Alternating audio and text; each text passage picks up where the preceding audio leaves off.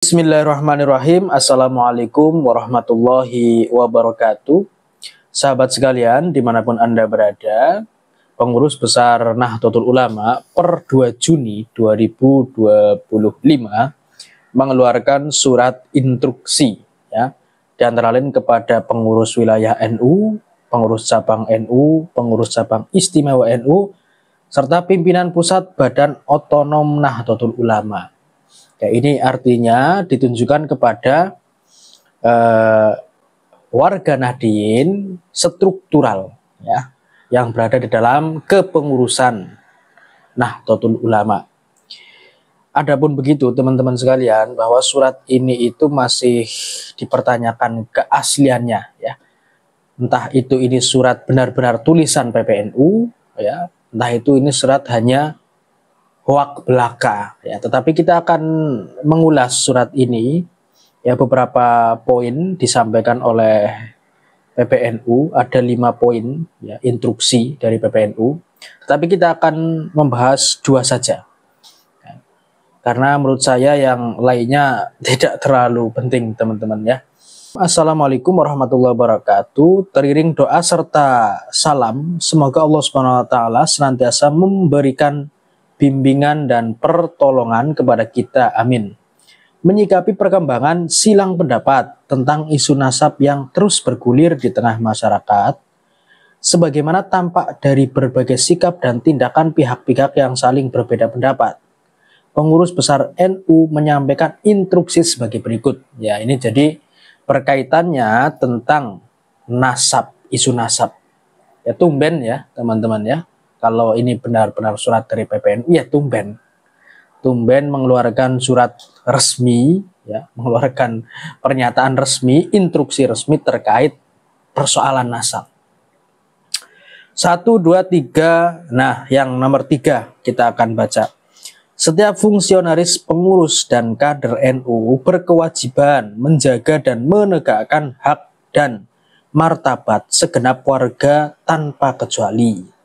NU tidak dapat mentolerir sikap, perilaku, dan ucapan siapapun dan dari pihak manapun yang menyimpang dari nilai-nilai syariat, adab, serta persatuan.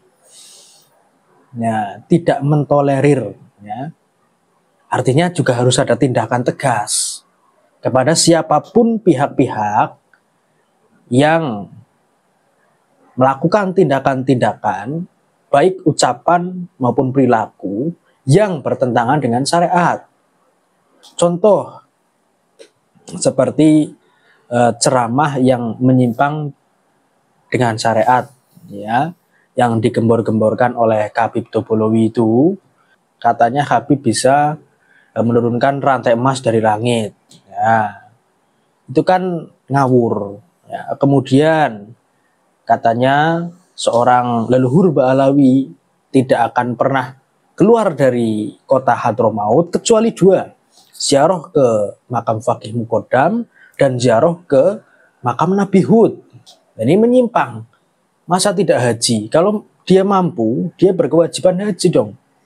Tidak keluar berarti tidak makan, tidak minum, tidak bekerja dan lain sebagainya kan. Ini cerita-cerita apa semacam ini?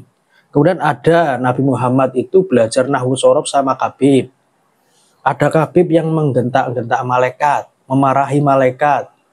Ada Kibin mati, ditanya malaikat, man robuka, Abdullah Ba'alawi. Man nabiyuka, Abdullah Ba'alawi. Itu kan sesat teman-teman ya. Nah, ini yang dimaksud ucapan-ucapan yang tidak sesuai dengan syariat. Apa yang diajarkan oleh Nabi Muhammad SAW, ya, itu jauh dari situ. Yang ada cerita halu, cerita khurafat, cerita menyimpang, dan lain sebagainya. Itu yang diperlukan tindakan tegas dari PPNU. Tindakan yang tegas, perilaku yang tegas dari PPNU. Kita lanjut dulu. Perilaku dan ucapan siapapun dan dari pihak manapun yang menyimpang dari nilai-nilai syariat, adab, serta persatuan dan kesatuan bangsa. Lebih-lebih dengan menyalahgunakan kemuliaan Rasulullah. Nah, ini jelas poin yang ini. Siapa yang menyalahgunakan kemuliaan Rasulullah untuk kepentingan nafsu semata. Dawir, ya.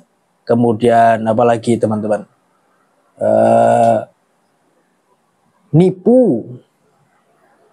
Ya. Ada di Banyumas minta keramik, ya. Minta akuarium di Lampung. Banyak teman-teman ya, ada itu yang di Purbalingga digebukin karena ngaku-ngaku Habib tapi minta uang. Kemudian di Tegal Rejo Magelang, di Magelang ada tuh ya. Kemudian Syafiq di Tulungagung, mereka ngaku Habib, mereka ngaku keturunan Rasulullah, tetapi mereka menyalahgunakan itu.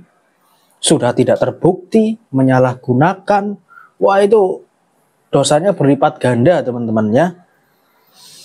Menyalahgunakan kemuliaan Rasulullah. Namun demikian, kesalahan dan penyimpangan yang dilakukan oleh orang perorangan tidak boleh dijadikan dasar untuk mengobarkan pertentangan dan permusuhan antar kelompok.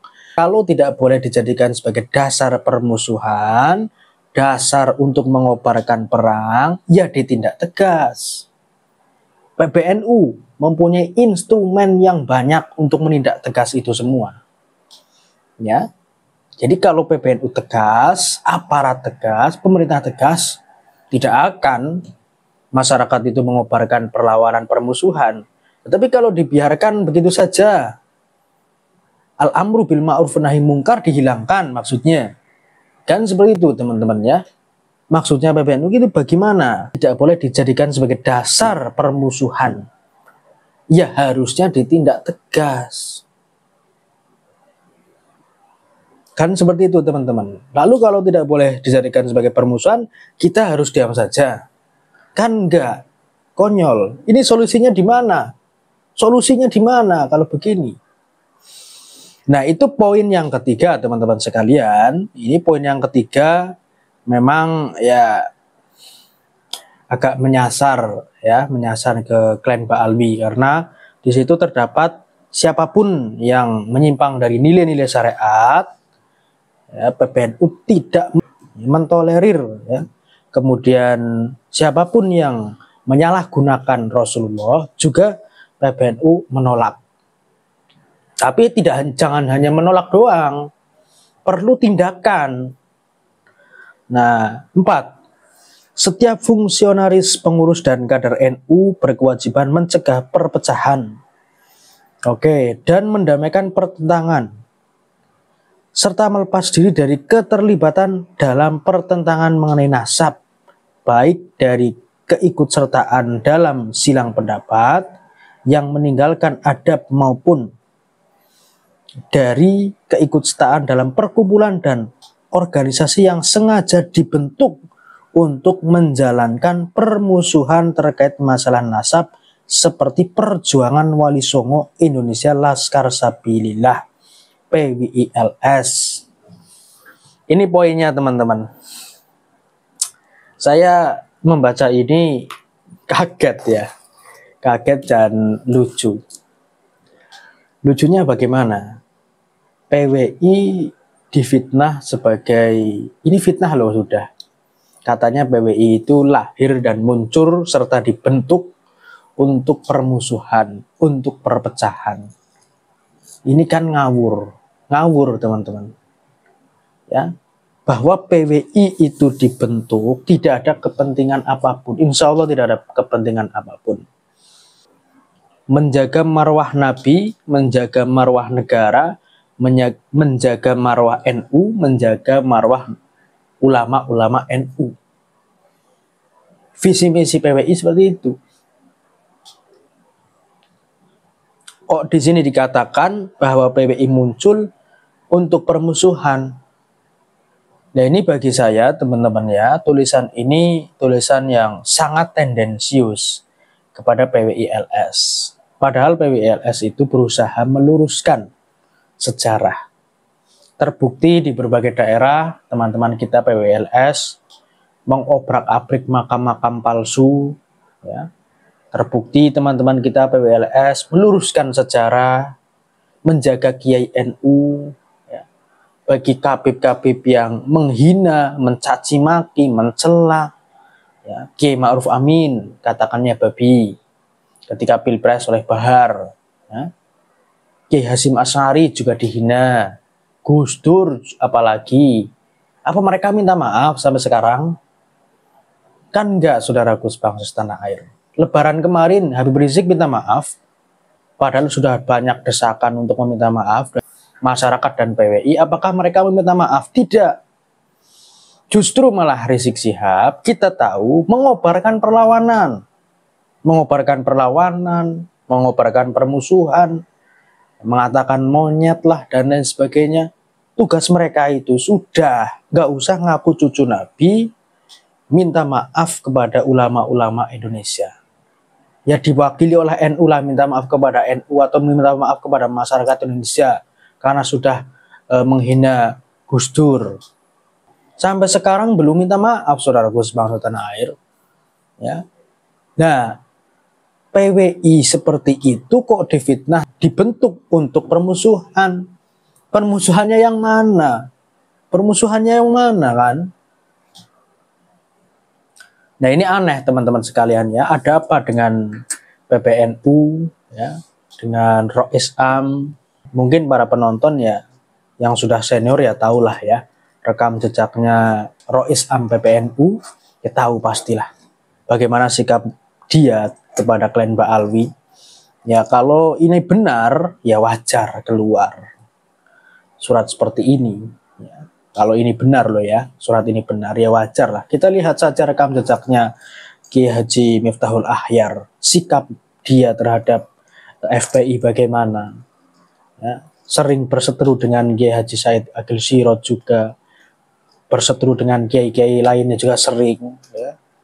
Ya wajar kalau sikap dia seperti itu kepada klien Mbak Alwi, kemudian muncul edaran seperti ini ya wajar. Jadi ada apa dengan Nahdlatul Ulama? Tapi begini teman-teman sekalian, bahwa NU sebenarnya itu bukan terletak pada pengurus. Ya, NU itu bukan terletak pada pengurus. NU itu adalah warganya. NU itu warganya sebenarnya. Pengurus ini hanya orang NU yang mempunyai jabatan saja. Jadi NU yang sebenarnya bukan terletak pada kepengurusan. Ya. Apa gunanya ada pengurus NU tapi nggak ada warga NU-nya? Ngurusin siapa? Kan seperti itu logikanya teman-teman. Logika sederhana saja seperti itu. Buat apa ada pengurus kalau nggak ada warga NU-nya? Jadi sebenarnya sikap mengayomi, sikap adil terhadap warga NU itu kurang dari PBNU sendiri. Sangat kurang. Ayomi semuanya. Jika ada yang silang pendapat, sediakan seminar, silahkan berhujah. Top itu.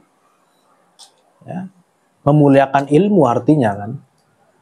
Tetapi tiba-tiba ngeluarin surat begini. Ya, fitnah kepada PWILS katanya dibentuk sebagai permusuhan. Ini kan kacau. Jadi kacau.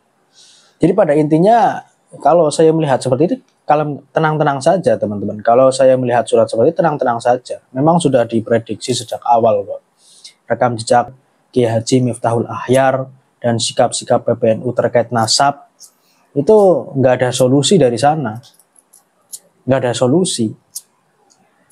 Justru terlihat sangat condong kepada Pak Alawi.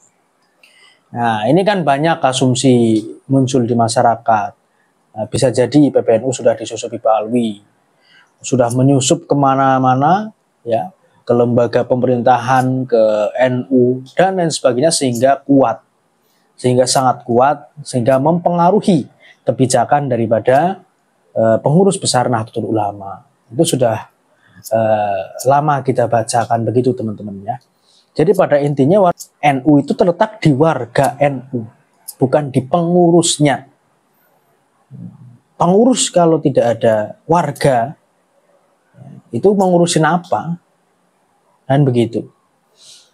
Ya kita tunggu teman-teman ya kebenaran daripada surat ini. Wallahu a'lam bishawab. Assalamualaikum warahmatullahi wabarakatuh. NKRI harga mati.